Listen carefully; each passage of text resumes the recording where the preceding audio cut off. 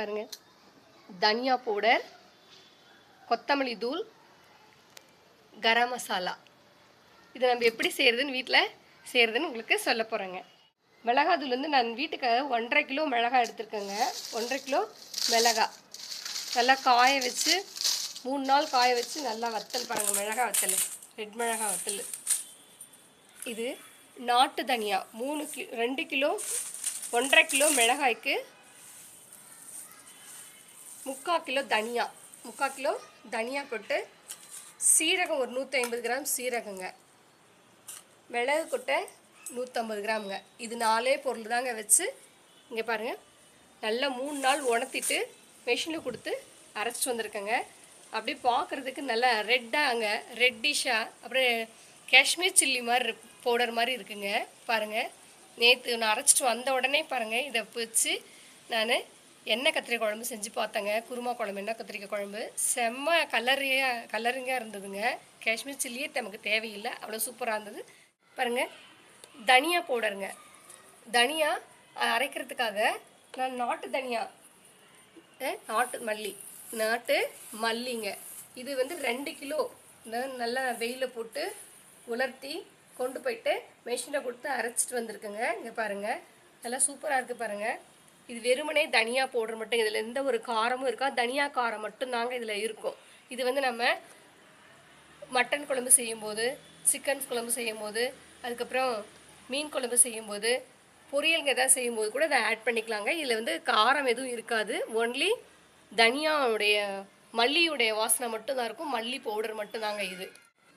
இது பாருங்கள், கரம் மசாலா. நான் இது வீட்லேயே செஞ்சுதாங்க, கரம் மசாலாவும் செஞ்சுட்டாங்க.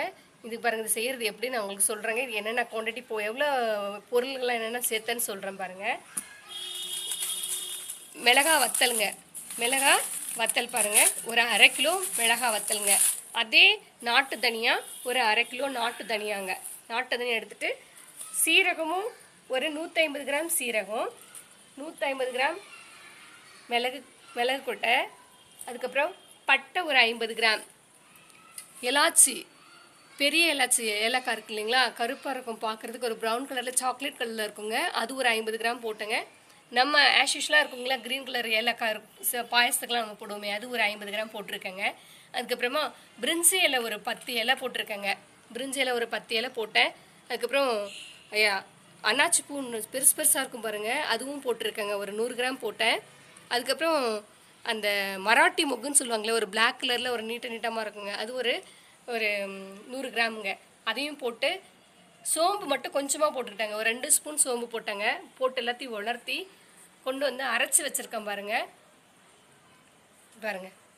அரைச்சி நம்ம வீட்டிலையே செஞ்ச கரம் மசாலா, சும்மா கமன்னு இருக்குங்க. இது நம்ம கரம் மசாலா வந்து எல்லாத்துக்கும், மட்டன் குழம்புக்கு, சிக்கன் குழம்புக்கு, மீன் குழம்புக்கு, அதுக்கப்புறம் பிரியாணி செய்கிறோம் இல்லைங்களா, நம்ம வெஜிடபிள் ரைஸ் செய்கிறோம், பிரியாணி செய்கிறோம், இதுக்கு எல்லாத்துக்கும் நம்ம கரம் மசாலா யூஸ் பண்ணுவோம் இல்லைங்களா, அதுக்கு எல்லாத்துக்குமே நம்ம ஆட் பண்ணிக்கலாம். அதே சேம் டைம் நம்ம வந்து காரக்குழம்பு செய்கிறதுக்கும் யூஸ் பண்ணிக்கலாம், கொஞ்சம் கொஞ்சம் போட்டுக்கலாம், பொரியல் செய்கிறதுக்கும் போடலாங்க. அதை விட பாருங்கள், இது நாட்டு காய்கறிகள் இருக்கு இல்லையா, கத்திரிக்காய் செய்கிறதுக்கு, வெண்டைக்காய் செய்யும்போது, வெண்டைக்காய் புளிக்குழம்பு செய்கிறதுக்கு, காரக்குழம்பு செய்கிறதுக்கெல்லாம் நம்ம யூஸ் பண்ணிக்கலாம். கொத்தவரங்காய், அவரைக்காய், சுரக்காய் இதெல்லாம் செய்யும்போது இந்த பவுடரை வந்து garam masala powder, and then மிளகாத்தூள், அதுக்கு அட் த சேம் டைம் இந்த தனியா பவுடருங்க, அது மிளகாய் பவுடர், கரம் மசாலா, தனியா, இது 3த்தையும் நீங்கள் ஆட் பண்ணி கொஞ்சம் கொஞ்சம் போட்டிங்கன்னா, 1 ஸ்பூன் போட்டிங்கன்னா, சாம்பாரை வைக்கலன்னா கூட, நம்ம ரசம் சாம்பார் எதுவும் வைக்கலன்னா கூட அந்த பொரியல்லையே வச்சு நம்ம சாப்பாடு சாப்பிட்டுக்கலாங்க. அந்தளவு டேஸ்ட் இருக்குங்க. இது எப்படி நீங்கள் செஞ்சு பாருங்கள், நல்லா இருக்கான்னு சொல்லுங்கள், கமெண்ட் பண்ணுங்கள். அதுக்கப்புறம் பார்த்தீங்கன்னா ஷேர் பண்ணுங்கள், லைக் பண்ணுங்கள், வீடியோவை ஸ்கிப் பண்ணாமல் பாருங்கள். ஃபஸ்ட்டு பார்க்குறவங்க பெல் ஐக்கானை கிளிக் பண்ணுங்கள், எங்களுக்கு சப்போர்ட் பண்ணுங்கள். தேங்க்யூங்க.